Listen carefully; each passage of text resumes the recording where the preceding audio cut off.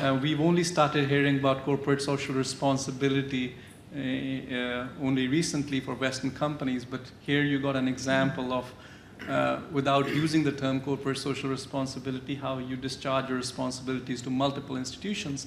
Recently you tried to reinvigorate this by creating Eternal Mewar identity and concept.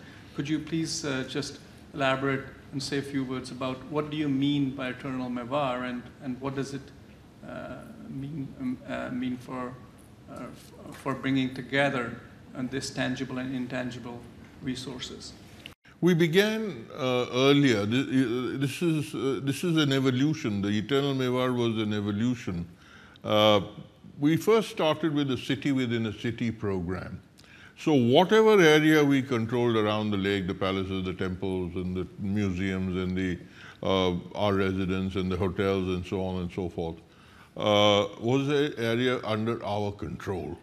Therefore, we decided to have a city within a city program where the development of this area could be environmental friendly, eco-friendly, the water, the lake, the cleanliness, the recycling plants, the sewage system in the palace complex.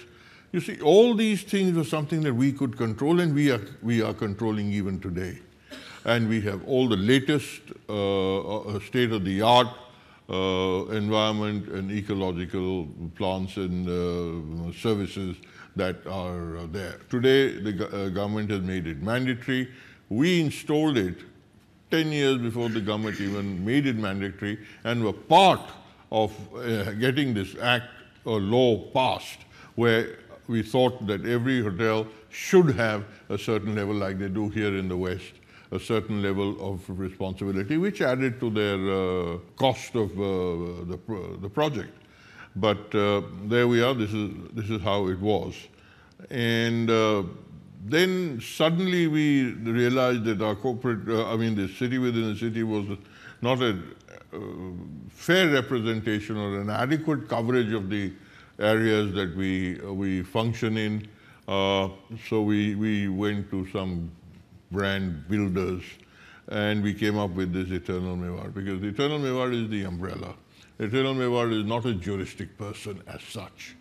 Eternal Mewar is an umbrella where all the activities of the Maharana, all the former activities, the future activities, the growth, everything comes under this name Eternal Mewar. Because we have been around for so long, and we feel that we would continue to have faith in that value, and therefore continue to not stop at 77, but they will also have to have faith and confidence and trust to carry on.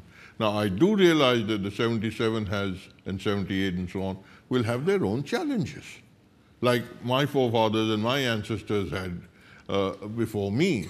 But this ability to change, this ability to be able to face challenges and take the correct decision at the right decision at the right time has been the forte of our family. Now, there isn't a manual written as such as to how to conduct. There aren't rules as there are in some of the companies we saw yesterday. But there are books of history which records all these things. And therefore, I think there is enough evidence, enough examples, enough encouragement to be taken from these books.